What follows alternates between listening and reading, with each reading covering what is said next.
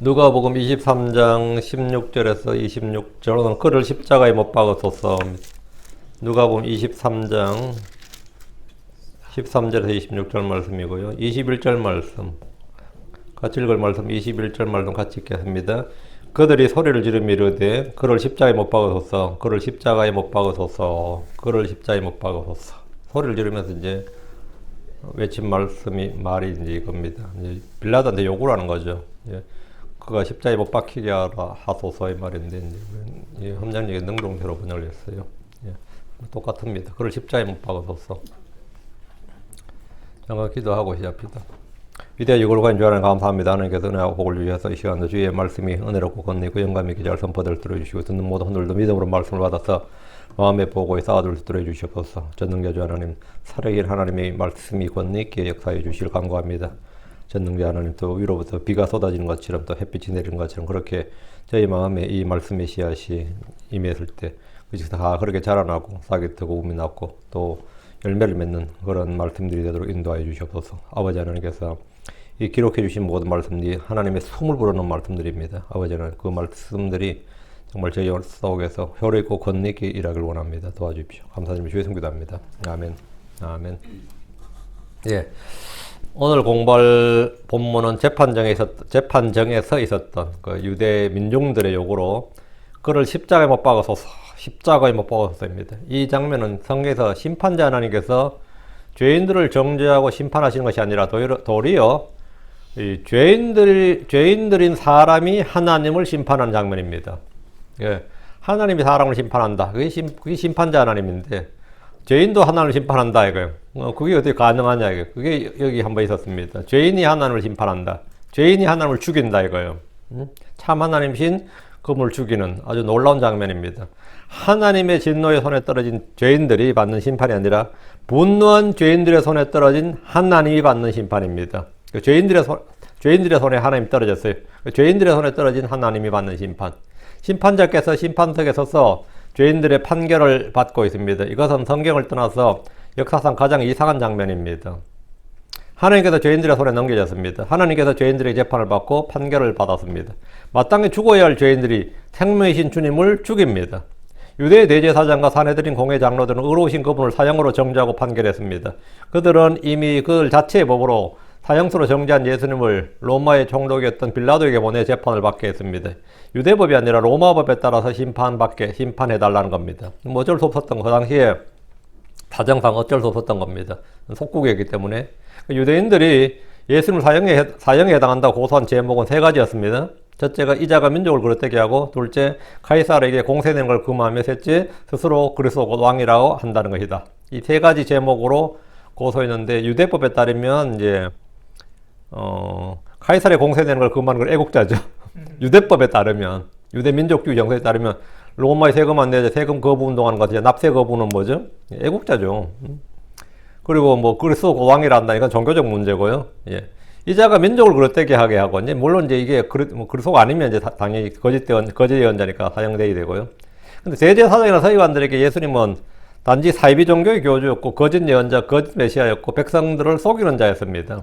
이런 자를 잡아 죽이는 것은 그들이 마땅히 해야 될 일이고, 이 일은 우리의 직무다 이거. 이건 하나님의 영광을 위한 것이고, 이건 마땅히 우리가 해야 될 일이다. 이걸 안 하는 것은 직무를 소홀히한 것이고 의무를 방기하는 것이다. 뭐 이런 거죠.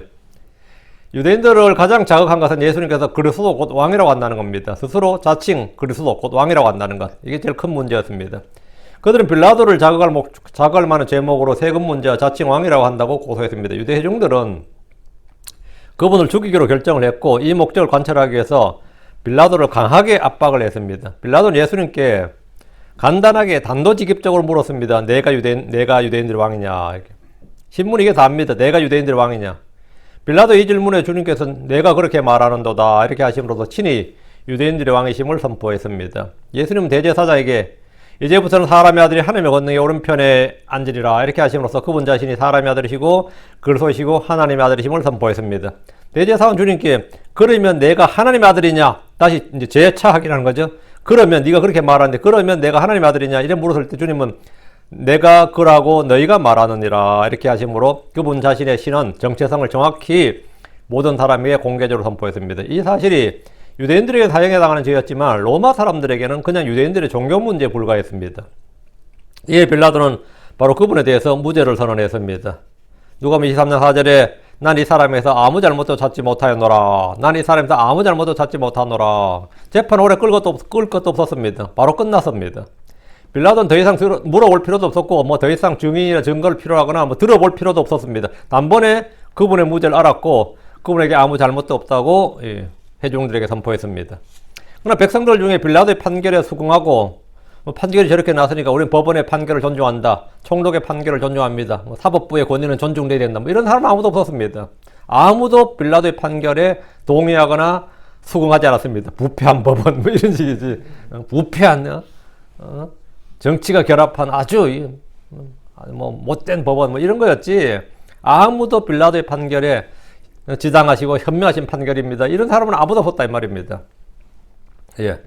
그들은 빌라도에게 그 자리에서 다시 재판해 줄 것을 요구하면서 압력을 가했습니다. 빌라도는 예수님을 갈릴리의 분봉왕이던 헤롯에게 넘겨버렸습니다. 아, 골치 아프다 이거예요. 그게 헤롯한테, 갈릴리 사람이니까 헤롯한테 헤롯이 판결하게 하라 이래. 헤롯은 예수님을 보고 크게 반가워했는데 그가 아는 예수님은 기적이나 표적을 향하는 마술사 정도였습니다. 헤롯은 많은 것을 질문했지만 주 예수님은 그에게 아무런 대답도 하지 않으셨습니다. 한마디로 개무시한 거예요. 헤롯은 예수님을 다시 빌라도에게 보냈습니다. 빌라도는 피하고 싶은 예수님의 재판을 다시 써맞게 되었습니다. 오늘은 유대 회중들의 반응과 판결입니다. 자, 본문 보겠습니다. 13절. 누가복음 23장 13절. 그리고 빌라도가 수제사장들과 치리자들과 백성들을 함께 불러 빌라도는 헤롯에게 넘겨받은 예수님의 재판을 위해서 수제사장들과 치리자들과 백성들을 함께 불렀습니다. 유대 회중들이 원하는 것이 무엇인지, 판결을 어떻게 할 것인지를 알아보기 위한 것입니다.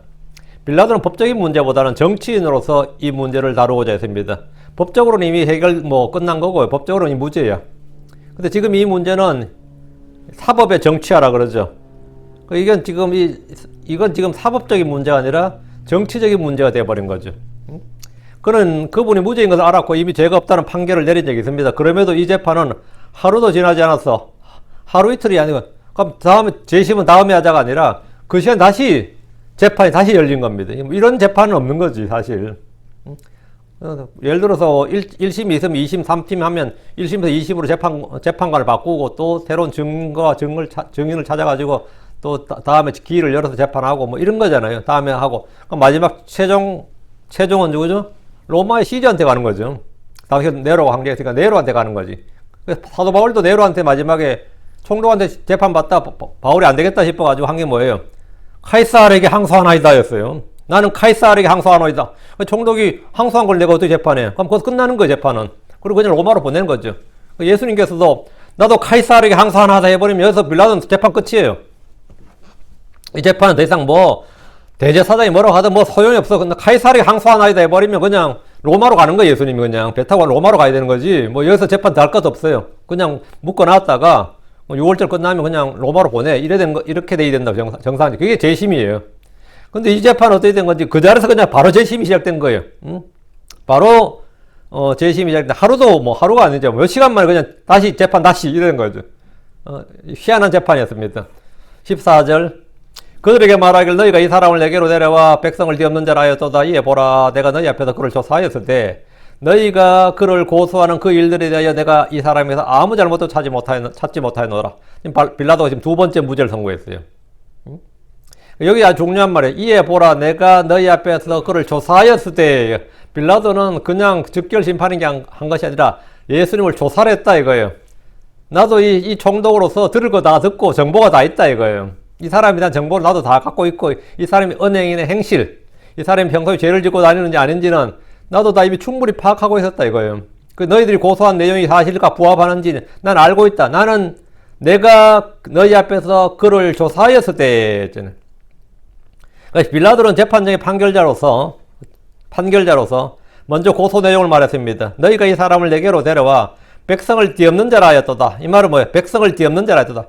유대인들은 그 산헤드린에서 그분이 그리스도인에 대해서 문제 삼았고 빌라도 앞에서는 세금 문제와 백성을 뒤엎는 자란 내란 선동죄로 몰았습니다. 예, 빌라도는 이게 먹히니까요. 내란 선동죄, 소요죄, 밀란죄 이런 거죠. 백성을 뒤엎는 자 이 말은 그가 백성을 선동해서 로마를 대적할 수 있는 잠재적 범죄자고 위험 인물이라는 걸 부각시킨 겁니다. 빌라도는 이미 고소 내용을 충분히 알고 있었을 뿐 아니라 그들의 요구사항도 알고 있었습니다. 그들이 얼마나 예수를 죽이고 싶어 하는지, 그리고 총독에게 바라는 판결이 무엇인지 알았습니다. 그러나 빌라도는 그분을 차마 죽일 수 없었던 것은 그분이 죄가 없었던 겁니다. 그 당시 로마는 법치주의예요. 로마에서 이 법적으로 문제가 없는데 내가 총독이라도 민중들의 요구에 따라 죽일 수는 없는 거지. 그 죄가 없다고요.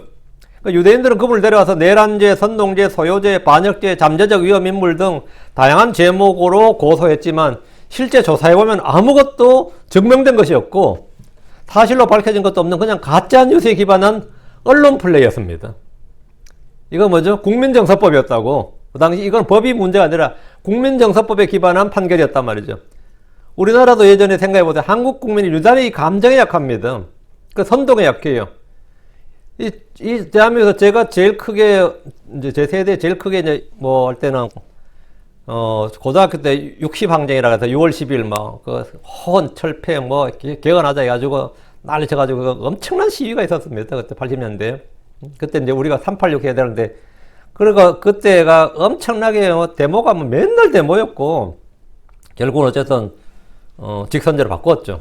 헌법도 바꾸고, 그 헌법 지금까지 이어지고 오고 있는 건데. 그 다음에 한참 동안 데모는 늘 있었지만, 진짜 대대적인 데모가 광우병이었어요. 광우병 수입. 그래가지고 청산가리 맛있나 놈도 나오고 별게 다 있었는데, 광우병 소먹느니, 미국 사람들은 다 이 소먹어요.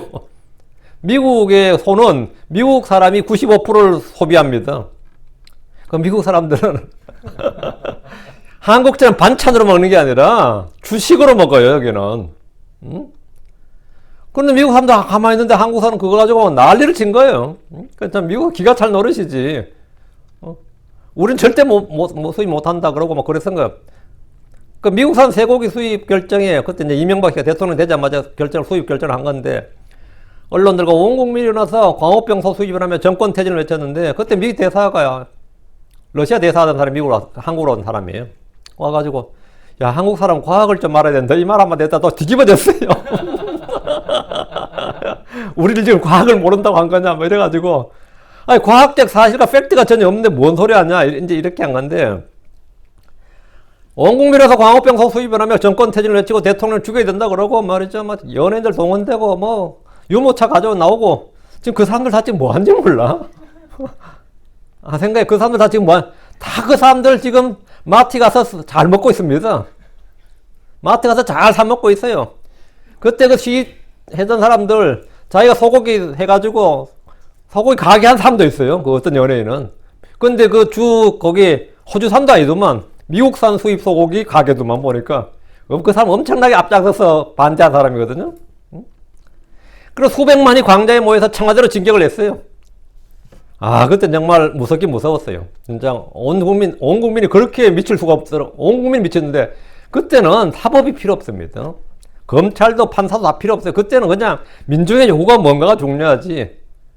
그래가지고 얼마나 급했던지 그 사진 찍어가지고요. 그 광화문에서 사진 찍어가지고, 그걸 미국 협상대표부한테 내밀었어요. 미국 말도 안 되는 무슨 재협상이냐고 그럴 때 사진을 보여주면서 지금 우리가 이런 상황이라 그래가지고 할 수 없이 재협상한 겁니다. 여긴 지금 법이고 과학이 다 필요 없고 이 사진을 보여준 거예요. 이건 정치 문제지, 이거는 법의 문제가 아니다 이거예요. 그 후에 또 한 번 그런 일이 있었죠. 얼마 지나지 않아서 이 박근혜 대통령에서 쏟아져 나온 가짜뉴스가 여름철에 홍수보다 더 많았습니다. 대통령이 무속에 빠졌다. 청와대 안에는 온 방이 거울로 돼. 거울방이 됐다. 그래, 그 식당의 아줌마가 그런 방 없다고 나와서 증언을 했어요. 식당 아줌마가. 응? 내가 늘 밥을 해주는데, 그냥 그분은 진짜 무하게 그냥 할머니예요. 박근혜 씨는 인류 요리사를 데려간 게 아닙니다. 진짜 할머니를 데리고 간 거예요. 내가 아침마다 저녁마다 밥을 해주는데 그 거울방 하나도 없다고. 그런데 무속에 빠졌다, 대통령이 거울방에서 맨날 공주처럼 지금 거울 쳐다본다, 지금도 그건 유사 사수들합니다. 뭐 대통령이 미용 시술 받았다, 뭐 청와대에 마약을 한다, 섹스 비디오가 나올 거다, 태반 주사, 감초 주사, 비아그라, 프로포폴, 아유 뭐 말도 못합니다. 최순실이 대통령 전용기를 이용해서 해외 순방한다, 뭐 세월호 7시간 동안 구판을 벌였다, 롯데 호텔에서 뭘 했다, 뭐 프로포폴을 구입했다, 그렇죠? 다 들어보셨죠? 정유라는 대통령의 딸이다. 그 정유라 씨가 유전자 감식을 해서 가짜로 나오니까 그 주장한 사람 고소를 했거든요. 박근혜 씨는 자기가 해가지고 최순실하고 모친 관계, 딸하고 엄마와 관계가 유전자 감식으로 나왔는데 그 사람이 뭐라고 하는지 아세요? 박근혜 씨 감식은 안 했, 유전자 감식은 안 했잖아요. 이러고 있는 거야. 정유라가 최순실이 딸이면 박근혜 딸 될 수가 없는 거 아니에요? 근데 박근혜 걸 또 검사해야 돼요? 이 빠가들이 이 정도의 머리 수준을 가지고 그러니까 이 먹히는 겁니다. 응? 그래가지고 뭐 정유라는 뭐 정윤회 씨 딸이 아니라 정윤회하고 박근혜의 딸이다 뭐 그 유전자 감식까지 했습니다. 근데 이런 뉴스를 퍼뜨린 게 옐로 저널리즘이 아니에요. MBC, KBS, SBS 신문사들, 각종 라디오, JTBC, TV조선 채널 A, 뭐 MBN, YTN 다 합니다. 전부 다 그 예외가 없습니다. 다였어요. 근데 지금 아무도 뭐라 그럽니까? 우리가 그때 잘못했다는 사람 아무도 없습니다. 그들의 목적은 정권을 설치하는 것이었고 대통령을 죽이자는 것이었습니다. 죽이는 건 뭐였지만 재산을 몰수했고 감옥에 집어넣었습니다. 그 삼성도에 있는 집까지 결국 삼성도에 있는 집까지 박근혜 빼앗겼어요. 그리고 연금 다 빼앗겼고 지금 문재인 씨는 세금도 안 내고 연금 잘 받아 먹고 있잖아요. 응? 그 박근혜 씨는 재산 다 털려버리고 지금 감옥에서 나와도 집이 없는 거예요. 지금 몇 명이서 돈 모아가지고 지금 대구에다 집 하나 마련해 준 건데 그 재산은 박근혜 씨 거 아닙니다. 그 증여라면 증여세를 낼 돈이었기 때문에 증여를 못 해요. 이 사람들이 증여를 하려면 증여세가 50% 떨어져 나가기 때문에 세금 마련할 돈이었기 때문에 증여도 못 하고 그냥 사는 거예요. 템포럴로. 그때 검찰과 헌법재판소 재판관들은 모두 빌라도보다 형편없는 인간들이었습니다. 그래서 헌법재판소 앞에 가지고 정말 시위하는 거예요. 헌법재판소에서 만약 다른 게 판결 내면 그 땅 본다 이거죠. 그때 목사들과 크리스천들 중에서 수많은 사람들이 거짓 선동에 속아서 정권 퇴진을 외쳤습니다. 그러나 지금 그들 중에 잘못을 시인하거나 회개한 사람 아무도 없습니다. 예수님의 재판에 대한 유대인들의 광기는 한국에서는 자주 보여지는 현상입니다. 요거는 한국에서는 자주 볼 수 있는 현상이에요. 특히 보수 정권이 들어서면 이런 일을 전문으로 하는 언론과 시민들이 있습니다. 우리가 얼마나 자주 잘 속는가 생각해 보십시오. 유대인들은 빌라도에게 백성을 뒤엎는 자로 했지만 한국의 언론 매체들의 고소는 이 정도가 아닙니다. 다시 14절. 이에 보라 내가 너희 앞에서 그를 조사하였으되 빌라도는 예수님에 대해서 알 것은 다 알아보았다는 겁니다. 빌라도는 예수님에 대해서 조사했습니다. 그는 그분이 반란을 꾀했다든가 세금을 거부한다든가 밀란을 꾀했다는 등의 그런 고소가 터무니없는 것임을 잘 알았습니다. 아무런 문제, 로마 정보당국에 따르면 예수님은 아무런 위협이 되지 않는다요. 로마 당국에 아무런 위협이 되지 않는다 이거예요. 마태복음 27장 18절에 이는 그들이 시기로 인해 그분을 넘겨준 줄을 그가 알았기 때문이더라. 빌라도가 이미 왜 고소했고 왜 예수님을 재판한지 다 알고 있었던 거예요. 그들이 시기로 인해 그분을 넘겨줬다 이거. 빌라도 알고 있다고. 난 알고 있다고요. 빌라도는 이미 그들의 속셈을 꿰뚫고 있었고 이 재판의 본질을 정확히 알았습니다. 그들이 예수를 죽이려는 이유는 그분의 죄 때문이 아니라 그들의 시기심 때문이었습니다. 이게 인간이지. 이는 가인이 아벨을 죽였던 이유였습니다. 요셉의 형제들이 요셉을 죽이려 했던 것도 시기심이었습니다. 욥기 5장 2절에 진노놀이 선 자를 죽이고 시기는 미련한 자를 죽이느니라. 이 말씀에 따르면 예수님을 죽이려 했던 그들은 미련한 자입니다. 그들은 예수님을 죽이지만 그 일은 그들과 그들의 자녀들을 죽게 하는 일이었습니다. 무죄한 피를 흘린 자는 그 피가 그들에게 돌아가기 때문입니다. 뿌린 대로 거둔다는 것은 망고의 법칙입니다. 잠언 14장 30절에 건전한 마음은 육체의 생명이나 시기는 뼈를 썩게 하는 것이니라. 시기는 뼈를 썩게 하는 것이다 이거예요. 그들은 왜 예수님을 시기하고 미워한 겁니까? 예수님은 의로웠고 그들은 악했기 때문입니다. 예수님에 의해 그들의 어두움과 더러움과 죄가 계속해서 드러나기 때문입니다.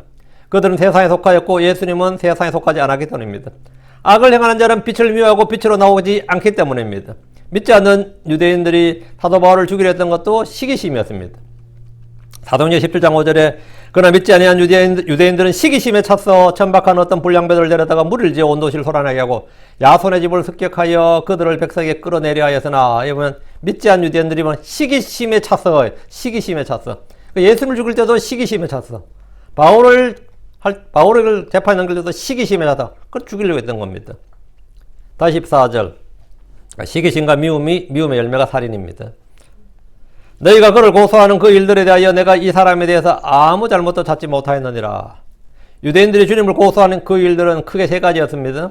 그런데 빌라도는 그 일들에 대해서 아무런 잘못도 찾지 못했다고 그래요. 아무런 잘못. 난 이 사람에서 아무런 잘못도 찾지 못했다고 합니다. 지금 벌써 몇 번째예요, 지금 이게. 빌라도는 다시 한번 사람들 앞에서 예수님의 무죄를 선고했습니다. 죄 없다고. 인류의 그 누구도 예수님의 잘못이나 죄와 불법을 찾을 수 없습니다. 성경 말하기를 히브리서 4장 15절에 우리에게 계신 대제사장은 우리의 연약함에 감정을 몸소 느끼지 못하시는 분이 아니라 모든 점에서 우리와 똑같이 시험을 받으셨을 때 죄는 없으신 분이시니라. 예수님은 죄가 없으신 분이다. 베드로전 3장 22절에 그분께서는 죄를 짓지 아니하시고 입에 교활함도 없으시며 우리를 참소하는 마귀도 예수님에서 죄를 찾을 수가 없습니다. 예수님은 죄가 없는 분입니다. 그분은 선하시고 의롭고 거룩하신 분입니다. 빌라도는 유대 제사장들, 장로들, 서기관들보다 예수님의 무죄, 순결에 대해서 더 잘 알았습니다. 요한복음 8장 46절에서 주님은 너희 중에 누가 내게 죄를 깨닫게 하겠느냐 했습니다. 너희 중에 누가 내게 죄를 깨닫게 하겠느냐. 그분께서 우리의 죄들을 제거하려고 나타나신 겁니다. 주를 믿지 않는 불신자들 입에서 나는 이 사람에게서 아무 잘못도 찾지 못하였느니라 이런 참된 말이 나왔습니다. 그는 예수님을 조사해 보았기 때문입니다. 누구든지 예수님을 조금이라도 조사해 보면 그분에 대해서 뭔가 진실을 알 수 있습니다. 예수님을 조사해 보면 진실을 알 수 있어요. 어떤 무슬림이 무슬림에서 크리스천으로 개종한 사람이 있어서 어떻게 개종했느냐 이렇게 물었더니만 자기는 무함마드에 대해서 조사를 해봤다 이거예요. 그래 어때요? 뭐 늙어서도 뭐 10대도 10달도 안 되네 뭐 마누라 들이고 뭐 별게 다 나오죠. 무함마드를 조사해보고 다음 예수를 조사해봤다 이거예요. 조사해보면 뭔가 나오지. 그러니까 당연히 누가 저건지 뭐 저절로 나오고 뭐 말할 필요도 없어요. 그거는 예수님에 대해서 조금이라도 조사를 해보면 그냥 진실이 나오는 겁니다. 15절.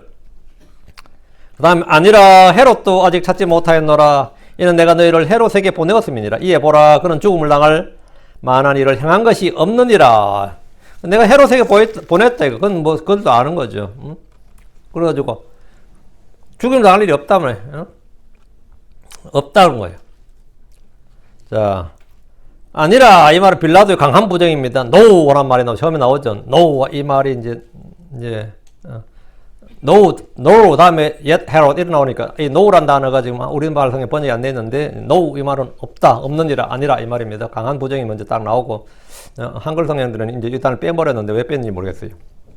빌라도의 강한 부정인데 예수님이 죄가 없다는 사실을 다시 한번 확증해 주는 말로서 그분에서 잘못을 찾지 못했고 전혀 찾지 못했다는 말입니다. 빌라도는 헤롯도 아직 찾지 못하였노라 이렇게 함으로써 무죄 판결에 전혀 이상이 없음을, 나만 그런 게 아니라 헤롯도 찾지 못했다고. 헤롯왕은 예수님에게 여러 질문을 했고 아무런 대답도 듣지 못했지만 그분에게 죄가 없다는 사실은 인정했습니다. 죄를 찾을 수는 없었다 이 말입니다. 정죄할 만한 죄가 없었다 이거예요. 총독 빌라도뿐 아니라 헤롯왕도 그들이 고소하는 죄에 대해서 아무런 잘못도 찾지 못했다는 겁니다. 이는 내가 너희를 헤롯에게 보내었습니다. 너희를 속에서 보냈다고요. 유대인들 역시 이 사실을 다 알고 있었습니다. 하지만 그들에게 진실은 전혀 중요하지 않았습니다. 이에 보라 그는 죽음을 당할 만한 일을 행한 것이 없느니라. 자꾸 너희는 죽이라 그러는데 사형에 해당하는 죄가 없다고요. 예수님은 죽음을 당할 만한 일, 즉 사형에 해당하는 죄가 없습니다. 빌라도는 자신의 판결을 사람들 앞에서 확증했고 아무도 이 의를 제기하지 못하도록 했습니다. 이 판결은 예수님께서 사도 바울처럼 카이사르에게 항소하지 않는 이상 최종 판결입니다. 항소하지 않으면 여기 최종 판결이에요. 바울은 재판을 받은 도중에 내가 카이사르에게 청원하나이다 했죠. 사도행전 25장에서 내가 카이사르에게 청원하나이다 했으니까 그것도 재판 중단되어 버리고 그때 총독은 그랬어요. 항소만 했으면 내가 풀어줬을 텐데 그랬어요. 그때 바울은 아차였지. 항소하니까 그때 그 말을 하니까 어떡해. 근데 항소를 한 건 잘한 거예요. 그때 항소 하나 풀려났으면 유대인들한테 죽어요. 그래서 바울은 신변의 위협을 많이 느끼기 때문에 그냥 항소를 택한 거고, 내가 카이사르에게 청원하나이다 했는데 예수님도 이 재판에 대해서 카이사르에게 항소할 수 있습니다. 그러나 주님은 항소하지 않음으로써 예수님에 대한 판결이 여기서 확정이 됐습니다. 재판은 끝났습니다. 그거는 무죄입니다. 이런 판결이 나면 예수님의 제자들이나 그분의 지지자들은 어떻게 되죠? 어떻게 될 것 같아요? 빌라도가 무죄하면 옆에 베드로나 안드레나 뭐 요한이 있으면 만세 부르고 현명한 판결이십니다 그러고 박수 치고 만세 불러야 되잖아요. 정의의 승리다, 현명한 판결이다, 현명한 판결을, 이 지혜로운 판결을 내려주신 총독에게 감사드린다, 심심한 사회를 표한다. 심심하다 아니에요? 심심한 사회를 표한다. 이렇게 말하고 만세 부르면 나가요. 그리고 얼른 예수님을 데리고 재판정에서 나가야죠. 그러나 이 재판정에서 예수님 편이 아무도 없네. 이 무죄 판결이 나도 만세 불러줄 사람이 아무도 없고 박수 쳐줄 사람이 아무도 없어요. 그 예전에 뭐 저희들마다 이 시위 같은 거 잡혀가면은 재판 많이 받았거든요. 그러면 또 어떤 또 또라이 판사들이 그 당시에 또 약간 체제 저항적인 판사들을 만나면요, 좋아요. 막 그냥 막 풀어줘, 그런 판사들이. 그럼 전부 다 막 박수 치고 말이죠, 그 참 현명한 판사다 그러고, 그렇게 판결했던 판사 나중에 법무부 장관까지 해먹었어요. 그런 거 잘했다고 법무부 장관까지 해먹었는데, 뭐 그런 사람도 있고, 그럼 막 박수 치고 그래요. 반대로 무죄 판결 나오기로 했는데 유죄가 나오면 어떻게 되더라? 막 울고 막 난리도 아니죠. 막 재판부 썩었다 그러고 막 난리 나는데 지금 이 재판장에서 지금 예수님 뭐라? 무죄라잖아요. 근데 이 재판정에 지금 예수님의 무죄에 대해서 만세 부른 사람 아무도 없고 빌라도의 무죄 판결에 불만인 자들은 가득했습니다. 뭐 이런 황당한 판결이 있나 이거야. 재판 다시 해. 언제까지? 자기들이 원하는 판결이 나올 때까지 재판은 무제한 반복이야. 이 재판 안 끝납니다. 16절. 그러므로 내가 그를 매질하고 풀어주리라. 이 16절이 좀 독특히 이상해요. 빌라도가 지금 무죄 판결을 했으면 그걸 풀어주라, 가게 하라 하면 될 일이었는데 마지막으로 이상한 말을 합니다. 무죄라고 말해놓고 말하죠. 그러나 해야지. 그러면 그러나 그래도 이거 시끄럽게 했으니까 너희 마음에 들도록 좀 때려줄게 이 정도인데, 그러므로 내가 그를 매질하고 풀어주리라 이랬거든요. 죄가 없으면 그냥 풀어줘야지 매질을 왜 하는 겁니까? 태형에 처하는 거잖아요. 빌라도는 그의 판결에 불만이 가득한 회중들의 마음을 달래주려 했던 조처였습니다. 죽이지는 않더라도 최소한 매질이라도 해서 그들의 욕구를 충족시켜주려는 정치인다운 판단이었습니다. 로마 총독으로서 어느 정도 백성들의 욕을 들어주는 것이 좋다는 생각이었고, 그냥 석방했다가 밀란이라도 하면 골치 아플 것이 분명합니다. 어쨌든 빌라도는 그를 매질하고 풀어주겠다고 함으로써 앞뒤가 맞지 않는 판결을 내렸고, 이로써 이 사건을 종결하려 했습니다. 그러나 빌라도가 한 이 일은 예언의 성취였습니다. 이사야 53장 5절에 그러나 그는 우리의 범법들로 인해 보상을 당하고 우리의 불법들로 인해 상하였노라. 그가 징벌을 받음으로 우리가 화평을 누리고 그가 채찍에 맞음으로 우리가 고침을 받았도다. 예수는 이 말씀에 따라 채찍에 맞고 부상을 당하고 상하신 겁니다. 예언의 말씀은 1.1도 떨어지지 않고 모두 성취됩니다. 17절. 이는 반드시 그가 그 명절에 그들에게 한 사람을 풀어주어야 할 필요가 있었기 때문이더라. 예. 이는 반드시 그가 그 명절에 그들 한 사람을 풀어줘야 된다. 사면이죠. 특별 사면입니다. 빌라도의 무죄 판결과 그분을 매질하고 풀어주겠다고 한 이유를 누가는 6월절 명절의 관례 때문이라 이래 돼 있어요. 유대의 최대 명절인 6월절에는 죄수들 중에 한 사람을 사면해주는 관례가 있었는데, 이번 6월절에는 너희가 사형으로 정죄한 이 예수를 풀어주겠다는 겁니다. 이건 지금도 뭐 어느 나라에 다 있습니다. 그 나라의 국경일이나 중요한 명절에 사면령이 많이 떨어져요. 한국 같으면 뭐 4월 초파일에 근데 불교도들이 문신을 얻게 해서 많이 풀어주고, 크리스마스 성탄 특사라 그래서 많이 풀어주고, 또 대통령 취임할 때 또 많이 풀어주고, 이런 식으로 사면이 이제 많이 있습니다. 근데 유대인은 이제 6월절이 제일 큰 명절이니까 유대 6월절에 사면이 좀 있는데 사형수라도 풀어준다는 거죠. 근데 많지가 않네. 한 명을 풀어준다. 근데 반드시 풀어줘야 된다 이거예요. 근데 죄가 확정돼야 사면도 가능하기 때문에 예수를 매질한 후에 6월절 사면의 관례를 활용해서 예수님을 놓아주겠다는 겁니다. 빌라도는 유대인들의 요구를 들어주는 듯 하면서 그분을 석방해 줄 수 있는 묘책을 찾은 듯이 보입니다. 죄가 없으면 사면이 아니라 무죄 석방해야 됩니다. 죄가 없는데 어떻게 사면이에요? 죄가 없으면 그냥 석방이지. 빌라도는 주 예수를 놓아줄 방법을 가지고 있었습니다. 이는 사도행전 3장 13절에 나옵니다. 너희가 그분을 넘겨주었고 빌라도가 그분을 놓아주려고 결심하였을 때 그 앞에서 그분을 부인하였으니 빌라도가 뭐라고 그분을 놓아주려고 결심하였다 나오죠. 빌라도 놓아주려고 결심했다고요. 빌라도가 예수를 죽였다고 하지만 사실 빌라도는 할 만큼 했다고 충분히 변명할 수 있습니다.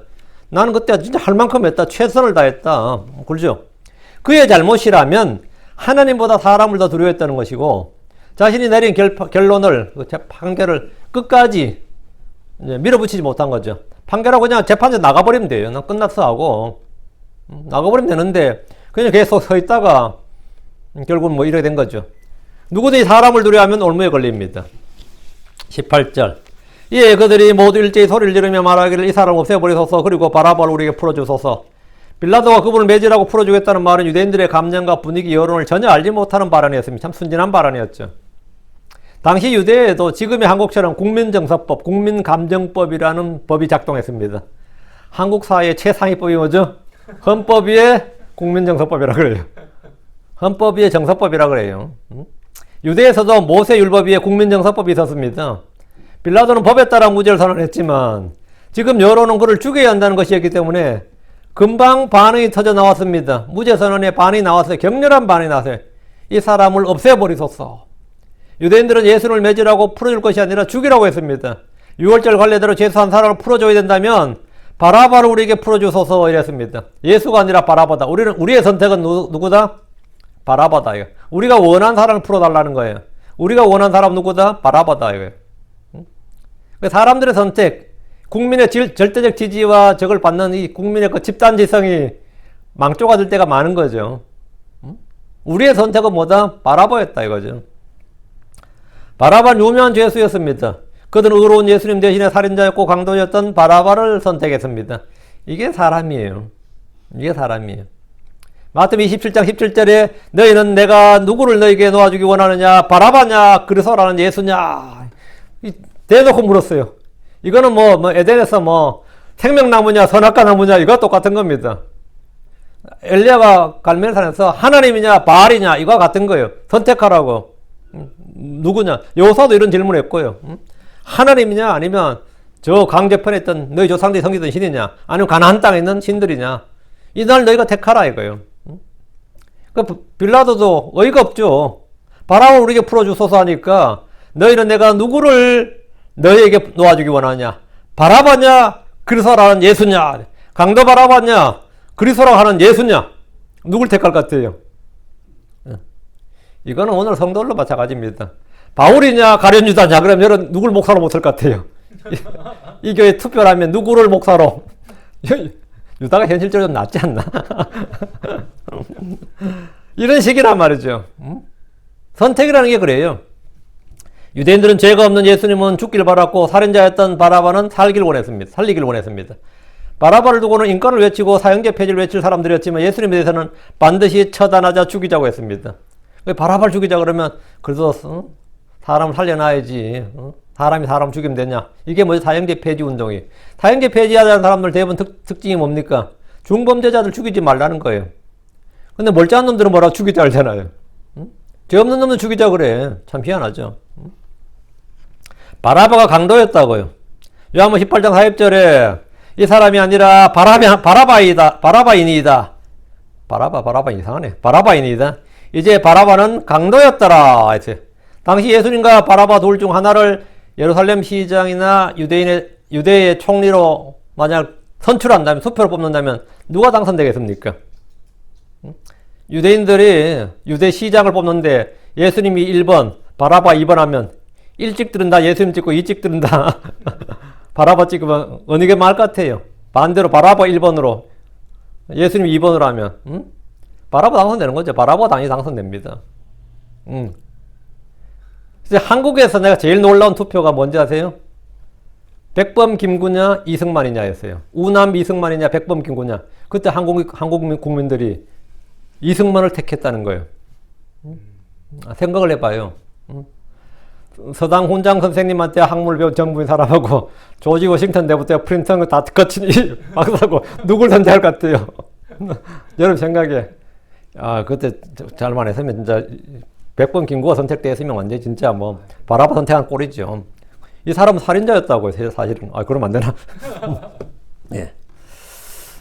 누가 당선되느냐, 이거. 사도행전 13장 28절에 그들이 그분에 대해서 죽일 이유를 하나도 찾지 못하였으나 그분을 죽일 것을 빌라도에게 구하였노라. 그분을 죽일 걸 구했다, 이거죠.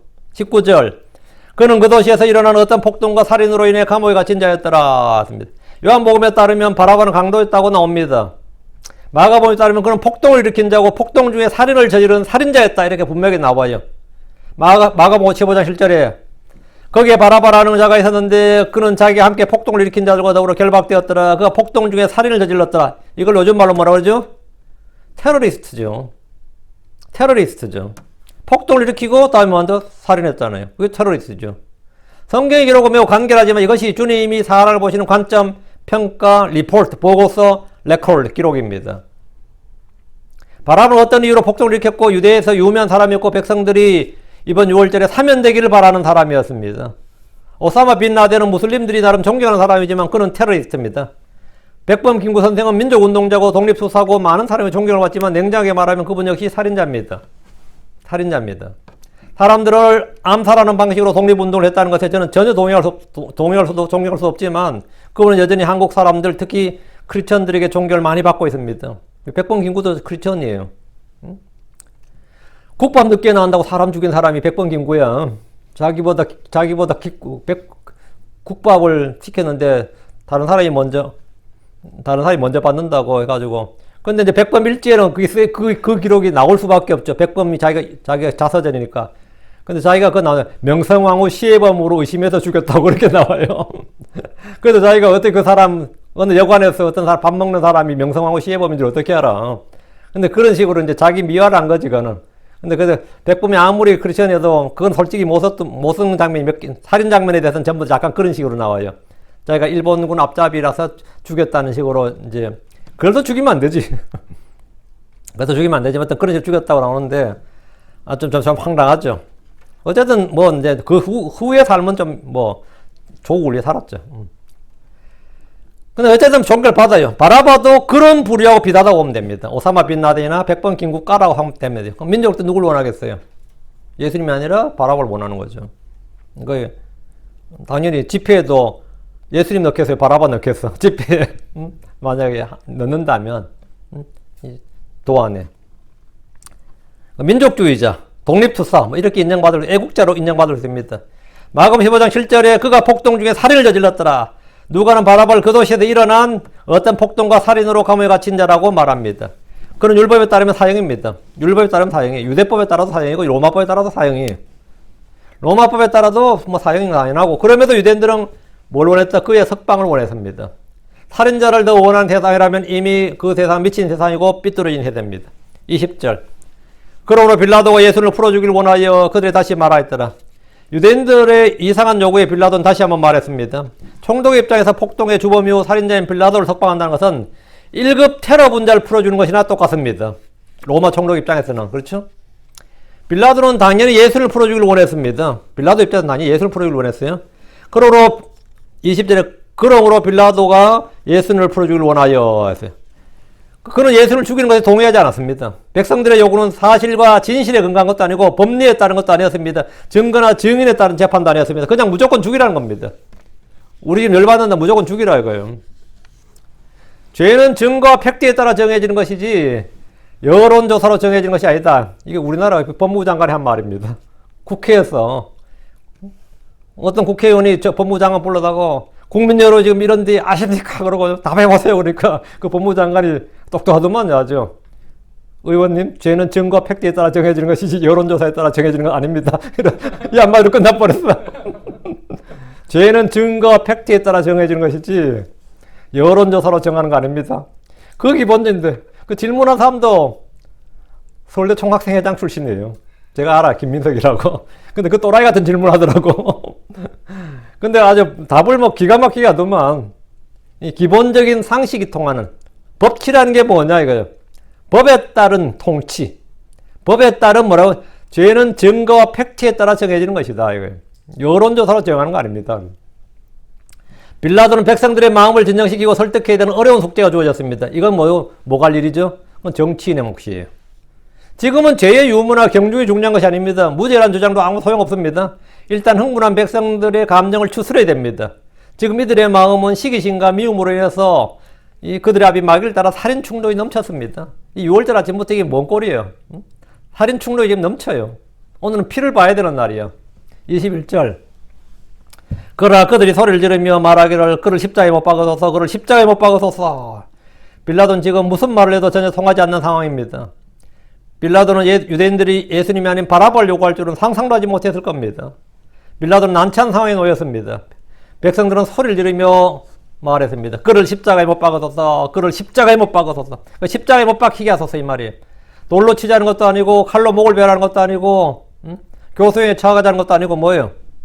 십자가에 못 박으라잖아요. 왜 느닷없이 그를 십자가에 못 박으려고 한 겁니까? 유대법에는 이런 것이 없어요. 유대법은 돌로 치는 거지 돌로 치소서도 아니고, 로마법은 주로 참수형이죠. 칼로.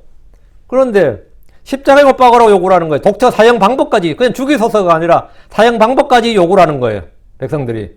그래서 유대 방식도 아닌데, 나무에 달린 자마다 저주받은 자이기 때문입니다. 저주받은 자에게. 그들은 예수님을 죽이되 가장 고통스럽게, 잔인하게, 저주스럽게, 수치스럽게 죽이려고 했습니다.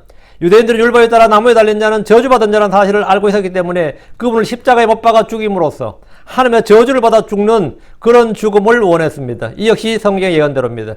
예수님 우리를 위해 죄가 되셨고 저주가 되셨습니다. 예수님이 저주가 되신 것은 율법의 저주에서 우리를 구출하시기 위해서입니다. 침례자 요한의 죽음은 칼에 목베임을 당한 것이었습니다. 스데반은 돌에 맞아 죽었습니다. 예수님은 십자가에 못 박혀 죽었습니다. 이 죽음으로 인해 더 이상 유대인들은 그분이 메시아라든지 예언자라든지 랍비라든지 선생이라고 말할 수가 없게 됩니다. 왜? 나무에 달린 자는 뭐라고요? 저주받은 자예요. 그럼 다 이제 예수님 지금부터 뭐가 된 거죠? 저주받은 자가 된 거예요. 아무도 예수님 이름을 부르거나 예수님을 따르거나 예수님은 뭐 예언자였다든가 이런 말을 할 수가 있다 없다. 지금까지 그렇게 말했던 사람 다 수치를 당하는 거예요. 지금까지 나도 마음 한구석에 그렇게 믿었어. 세월호 인신공양서를 믿었어. 어때 생각해? 나도 한땐 그렇게 믿었다. 근데 지금 그 사람들이 회개하는지 모르겠는데, 나도 한땐 예수가 그리스도일지도 모른다고 믿었어. 근데 이걸 완전히 다 부숴놓는 게 뭐냐면 십자가예요.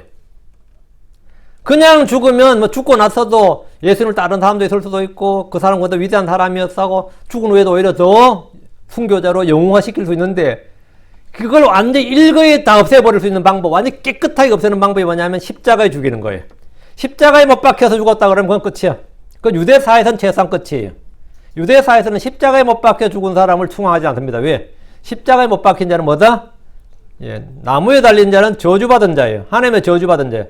예수님 십자가에 못 박힌 순간에 그는 더 이상 위대한 기적을 일으킨 자도 아니고 뭐도 아니고 다 아니에요. 그냥 저주받은 자예요. 최근 유대인들에게는 다 그래요. 저주받은 자예요. 저주받은 자예요. 그래서 더 이상 유대 땅에서 이제 더 이상 예수는 믿을 대상도 숭앙할 대상도 아니면 참배 대상도 예배 대상도 아닌 게 된 거죠. 존경의 대상 자체가 아닌 거예요. 이름 자체도 끄집어내지 못하는 저주받은 자가 된 거죠. 율법을 아는 이들에게 그분의 죽음은 그냥 저주받은 자의 죽음이었습니다. 그래서 십자가에 못 박아 죽이라 그랬는데, 이건 아주 그들에겐 최상의 가장 머리를 잘 쓴 거예요. 가장 머리를 잘 쓴 겁니다. 22절. 이에 그가 그들에게 세 번째 말하니라. 왜 그가 무슨 악한 일을 하였느냐? 여기 왜? 콤마 그가 무슨 악한 일을 하였느냐? 여러분 성경 읽을 때 말이죠. 우리 개역이 특히 그렇고, 개역은 콤마가 없어요. 개역 한킹 흠정력이 대부분 다 이 콤마가 별로 없는데, 킹제임 성경에 콤마가 엄청 많죠. 이 콤마가 뭐냐면 음악 악보와 같은 겁니다. 악보에 콤마가 있으면 뭐가 쉼표죠. 쉼표도 있고 숨표도 있죠. 그 악보는 그 악보에 따라서 읽어야 돼, 노래를 해야 됩니다. 맞죠? 음표는 그거 지시를 받으라 이거예요. 성경에 독법이 나옵니다. 읽는 법. 읽는 법에 쉼표가 있을 때는 뭐라 쉬어라 이거예요. 그러니까 그가 그들에게 세 번째 말하니라 콤마 쉬라고요. 왜? 하고 콤마. 그가 무슨 악한 일을 하였느냐? 물음표죠. 이에 그가 그들에게 세 번째 말하니라. 잠깐 포우즈. 왜? 포우즈. 그가 무슨 악한 일을 하였느냐? 이렇게 읽을 때. 이게 성경 읽는 방법이에요. 그것에 쉴 때 쉬어줘야 됩니다. 그래야지 그 의미가 팍 들어와요. 나는 그에게 더 죽이려 했더니 이도 찾지 못하였노라. 다음 콜론. 그로 나는 그를 징계하고 가게 하리라. 콜론 딱 나오면 앞뒤가 연결되는 겁니다. 빌라도는 예수님에 대해서 무죄 선고를 3번이나 했습니다. 그분을 십자가에 못 박으라는 그들의 요구에 빌라도는 왜? 그가 무슨 악한 일을 하였느냐? 이렇게. 왜? 하고 나도 딱 씌워줘야 돼요. 왜? 그가 무슨 악한 일을 하였느냐? 물었어요. 이 질문은 너희들이 죽이라고 해도 죽일 이유와 근거가 없지 않느냐? 그에게 죄가 없지 않느냐는 겁니다. 그들 중 아무도 그분에게서 죄를 발견할 수 없었고 죽일 만한 증거를 제시하지 못했습니다. 일반 형법에서도 무죄 추정의 원칙이란 것이 있죠. 무죄 추정의 원칙이 뭐죠? 모든 법치국가에 다 있어요. 무죄 추정의 원칙이란 건 뭐냐면 유죄가 입증될 때까지 무죄다 이 말입니다. 그러니까 죄가 입증될 때까지 무죄예요. 그러니까 누군가 고소를 당하면 이 고소를 받은 사람이 내가 스스로 내가 무죄를 입증해야 되는 것이 아니라 고소자가 그의 유죄를 입증해야 되는 겁니다. 그 검사가 기소자가 경찰이나 검찰이 그의 유죄를 입증해야 돼요. 나는 당연히 무죄로 주장하지. 내가 무죄를 주장할 뿐, 나는 무죄를 주장만 하면 되는 거지. 내가 무죄를 증명해야 되는 건 아닙니다. 근데 이 한국 법은 희한해가지고, 네가 그냥 죄가 없으면 죄가 없는 걸 증명해봐야 돼. 그건 경찰 니들이 해야 될 일이지. 왜 나한테 증명하라 그래요? 응? 그건 검사가 해야 될 일이 내가 왜 내가 무죄를 입증해야 되냐고. 그건 말이 안 되는 건데, 한국은 아직도 그게 좀 통해요. 죄가 없으면 지가 통장 까겠지. 내가 왜 까? 응? 죄가 없으면 내가 자기 핸드폰 까겠지. 내가 왜 까냐고. 내 핸드폰을 내가 왜 까?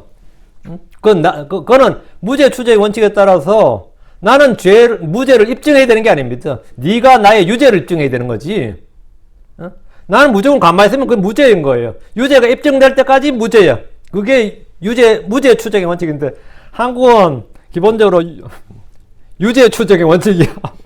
일단 죄가 있지. 없어? 그럼 밝혀봐. 증명해봐. 결벽 입증해봐. 이런다고. 결벽을 왜 내가 입증해야 되는데? 응? 미쳤어. 내가 왜 결벽 입증해야 되냐고. 넌 가만히 있으면 그냥 내가 결벽이지. 응? 한국은 좀 그런 게 있어요. 그래서 맨날 뉴스 보면 항상 모든 기사가 보면 유죄 추정의 원칙이야. 일단 죄가 있는데 제 자식 분명한데 내가 아직 증명은 못했어. 근데 제 자식이 내가 해도 죄 없다고 하면 못할 거야. 이런 식이지. 뭐 유죄를 추정하는 거예요. 죄가 있을 게 분명해. 없지 않아. 있어. 이런 식이라고. 응? 왜? 아직까지 무죄가 입증 안 됐거든. 유죄가 입증이 돼야 되는데 한국 무죄가 입증이 돼야 돼요. 아, 이거 진짜 황당한 거지. 아주 웃기는 나라인데. 그래서 이 일반 법리에 따르면 죄가 없어서 무죄가 아니에요. 죄가 없어서 무죄가 아니고 죄를 입증하지 못하면 무죄입니다. 저는 분명히 사람을 죽였다는 정황도 있고 의심도 있고 합리적 의심도 있고 충분히 그럴 것 같은데 증거와 증인이 없어. 그러면 뭐죠? 무죄예요. 그러니까 변호사가 왜 먹고 살 수 있는 것 같아요? 그 변호사는 절대로 자기가 의뢰인을 무죄를 입증하지 않습니다. 변호사는 그 일을 하는 사람이 아니에요. 검사가 유죄를 입증하지 못하도록 막는 것만 하면 됩니다. 검사가 유죄를 입증하지 못하면 무죄인 거예요. 그러니까 변호사가 하는 일은 뭐냐? 경찰이나 검사가 막 조사를 막 하는데 그걸 방해를 하든지 뭘 하든지 막아가지고 유죄를 입증만 못하면 돼요. 나는 이놈 살인한 거 알아. 근데 살인했다는 걸 입증만 못하면 이 사람은 무죄인 거예요. 뭐 하나의 법정은 다르지만 그게 유죄 추정의 원칙이에요. 근데 그거는 일반범 단위 그렇게 해야 됩니다. 그건 어쩔 수 없어요. 죄가 없어서 무죄가 아닙니다. 죄를 입증하지 못하면 무죄예요. 그러니까 빌라도가 하는 말이 이거예요. 너희 중에 누가 예수님의 악한 일, 예수님의 행한 불법, 죄를 입증해보라 이거예요. 응? 왜 그가 무슨 악한 일을 하였느냐? 유죄를 한번 입증해보라고요. 응? 나는 그에게서 죽일 어떤 이유도 찾지 못하노라. 나는 무죄 추정의 원칙에 따라 이 사람이 무죄라는 걸 안다고. 나는 이 사람의 죄를 입증을 못한다고. 그러므로 나는 그를 징계하고 가게 하리라. 난 풀어주겠다고. 앞에 징계하고 이거 잘못된 거예요. 징계를 왜 해? 무죄인데. 징계를 왜 하냐고. 빌라도는 지극히 합리적인 법리적 판단을 내린 겁니다. 너희도 마찬가지로 지금 죄를 입증 못하지 않느냐? 죄를 입증하지 못하면 무죄 맞지 않느냐 이거야. 무죄를 맞는데 왜 자꾸 죽이라고 그러냐 이거죠. 그래서 빌라도는 이번에 다시 한번 앞에서 했던 판결을 확인을 했어요. 난 10번을 물어도 무죄다 이거야. 이 사람은 나한테 10번을 재판하라고 너 무죄다 이거야. 그런데 이제 너희들 자꾸 죽이라 그러는데 사형이 아니라 내가 죽일 수는 없고 너희는 자꾸 죽이라 그러고 내가 너희들에도 만족을 좀 시켜줄 테니까 사형이 아니라 태형으로 감아놓으라. 뭐 이 정도가 된 거죠. 태형으로. 그 채찍질로 가름한다. 가름한다. 들어보죠. 가름한다. 채찍으로 대신한다. 가름한다가 대신한다는 뜻입니다. 그러니까 나는 사형이 아니라 태형으로 십자가가 아니라 채찍으로 가름하노라. 이렇게 판결 내렸어요. 이건 사실 온정주의가 아니라 불법입니다. 이 자체가. 무죄라고 해서 때리고 나서 방면하겠다는 건데, 빌라도의 노림은 너희도 이 정도로 양보해라. 내 판결에 승복해라. 나도 할 만큼 했음을 인정해 달라는 겁니다. 그러나 이런 유대인들의 정서와 감정을 전혀 알지 못하는 무지한 헛소리였습니다. 이 로마 사람들과 유대인의 감정선이 전혀 다른 거죠. 이제 이 어느 나라를 다스리고 통치하려면 그 나라 민족성을 좀 알아야 되는데, 로마 사람 빌라도가 유대인들의 이 정서, 감정을 지금 전혀 이해를 하지 못하고 있는 거예요. 이 정도 이야기가 알아들어야 되는데, 어때요? 이 정도 해서, 나도 이 정도 했으면 이놈들도 알아들어야 되는데, 지금 전혀 그게 아닌 거예요. 2, 3절. 예, 그들이 큰 소리로 재촉하며 그분이 십자가에 못 박혀야 한다고 요구하였더라. 그리고 그들과 수제사장들의 목소리가 이겼더라. 빌라도의 타협적에 그 자리에 있던 유대인들은 꿈쩍도 하지 않았습니다. 타협이나 양보는 없다. 무조건 죽여라. 이것이 그들의 요구입니다. 그들이 큰 소리로 재촉하며 그분을 십자가에 못 박아야 된다. 그분이 십자가에 못 박혀야 된다는 겁니다. 그를 죽이지 않으려면 차라리 우리를 죽여라는 식입니다. 빌라도에게 압력을 가하는 거죠. 이런 상황에서 공정한 판결 이건 없습니다. 빌라도가 이 자리에서 예수를 풀어주려면 군대를 동원해서 지금 그 재판대에 있는 유대인들 다 해산을 해야 돼요. 그 유대인들 다 해산을 하거나 또 그거다 끝까지 저항하는 사람들은 몇 명 감옥에 잡아 넣어야 됩니다. 그것도 투쟁이 일어나면 몇 명 죽여야 되고. 이때 그 빌라도의 법정에 있던 유대인들이 한국의 민노총의 원조라면 어떻게 하겠어요? 스스로 무장하고 예수를 죽일 때까지 금식한다면서 관저에서 농성할지도 모릅니다. 정말. 이번에 한국에 그 어떤 노조 시위하는 거 보니까 정글도 들고 보셨어요? 정글도 알죠? 정글에서 쓰는 칼, 길다란 칼 들고 정글 나무들 막 치면서 하잖아요. 경찰 앞에 그 정글도 들고 막 설치면 어떻게 되는 거야? 그럼 경찰이 총을 쏴야 되지 않나? 최소한 뭐 다른 거라도 정글도 들고 막 설치인데, 이야, 대한민국 하면 한국 사람들이 적들 앞에서는 파리새끼인데요. 같은 한국 민족 앞에서는 전부 날뛰는 저거야. 일이야 호랑이 같아. 고종 황제 같은 사람도 그렇잖아요. 청나라는 일본한테는 꼼짝도 못 하거든요. 근데 동학 밀란 났을 때는 완전히 귀신 잡듯이 백성 때려잡거든. 같은 민족에 대해서 싸울 때는 완전히 막 용맹하게 그지없고, 민노총이 경찰한테 싸울 때 보면 말이죠. 야, 저놈들 북한하고 싸우게 하면 다 이길 것 같은데, 실제 그런 전쟁 터지면 다 도망간 놈들이라고. 이거 완전히 막 지금 이 유대인들의 이 예수님에 대한 지금 이 저항이 만만치가 않는 거예요. 막 대규모로 농성 벌이고 시위를 할 수도 있고 밀란이 일어날 수 있고, 결국 빌라도가 딱 보니까 결단을 내려야 되는 거예요. 지금 이 태형으로 가름하노라 안 되는 거예요. 이것은 지금 사법의 손을 떠나서 정치적으로 해결할 수밖에 없는 그런 상황이 된 겁니다. 결과가 어떻게 됐겠어요? 2, 3절. 그리고 그들과 수제사장들의 목소리를 이겼더라. 유대인들은 빌라도를 굴복시켰습니다. 예수를 죽이라는 그들의 뜻을 관철시킨 겁니다. 어차피 빌라도는 정치인이었고 정치적 결단을 할 수밖에 없는 사람이었기 때문입니다. 빌라도는 2000년 교회사에서 늘 욕을 먹는 인물이지만 그는 그분을 살리기 위해서 최선을 다했다는 점을 지금이라도 평가받을 만합니다. 그 점은 예수님을 살리기 위해서 최선을 다했다는 점은 평가받을 만해요.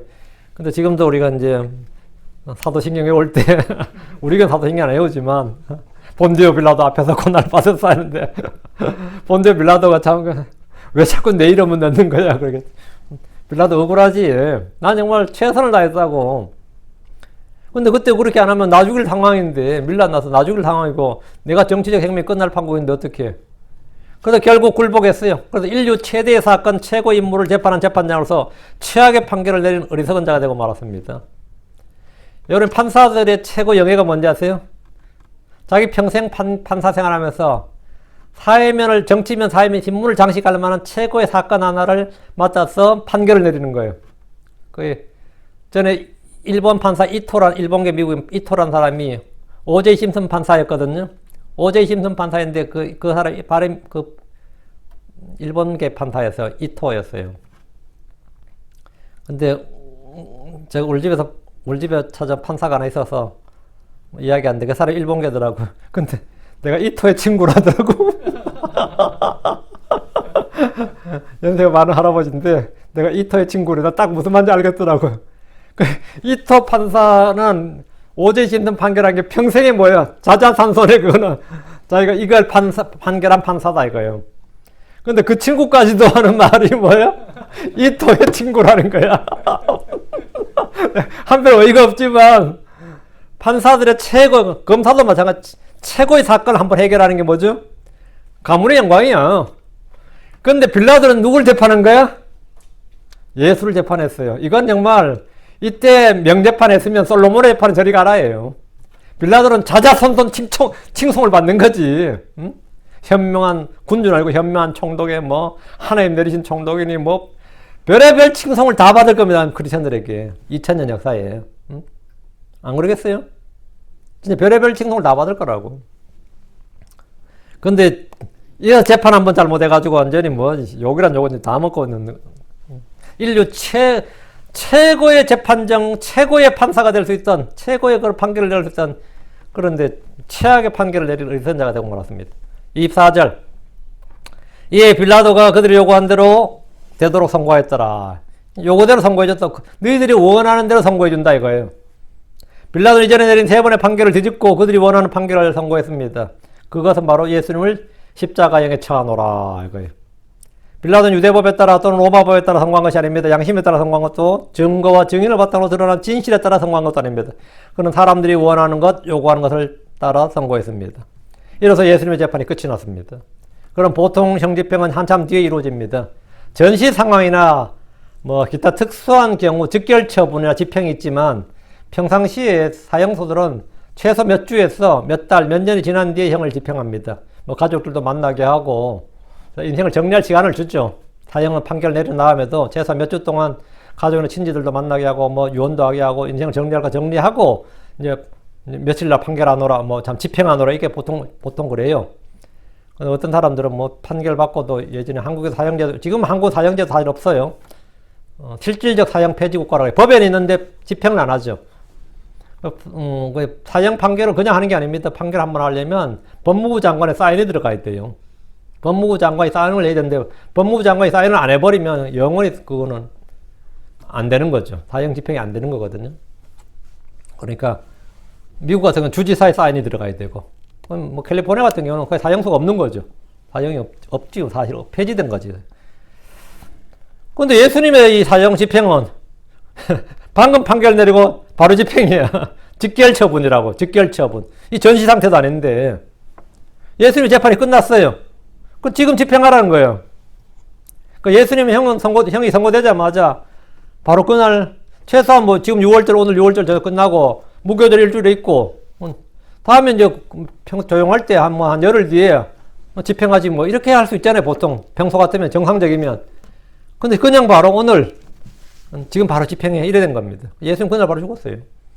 오늘 그를 십자가에 못 박아서서 했는데 좀 가장 이상한 재판이 있었습니다. 가장 이상한 재판이었지만 그 재판은 또 절묘하게도 성경의 예언을 모두 성취하는 그런 재판이었습니다. 성경의 예언의 말씀들 다 성취하는 또 그런 하나의 말씀이 기록된 말씀이 하나도 떨어지지 않고 이루어지는 그런 재판이 이루어졌는데 유대인들이 왜 죽이려고 했느냐? 예, 뻔하죠. 성경 본문에 다 나왔지. 예, 우리는 예수를 받아들이는 사람들, 예수를 배척하는 사람들, 인류의 사정, 예수님을 기준으로 볼 때는 그 둘밖에 없습니다. 믿는 사람들, 믿지 않는 사람들. 기도합시다. 위대하 여호와를 가진 주 하나님 감사합니다. 하나님께서 은혜 주에서 오늘 주의 말씀을 선포했습니다. 계속해서 주의 영을 충만케 하시고 오늘도 참으로 이 말씀으로 모든 성도들이 또 성령으로 충만한 그런 시간 내도록 해주시고 이를 통해 저희 마음속에 하나님의 은혜와 평강이 하나님의 기쁨이 또 사랑이 부어지고 넘쳐 흐르게 하여 주십시오. 감사드리며 주의 성기도합니다. 아멘.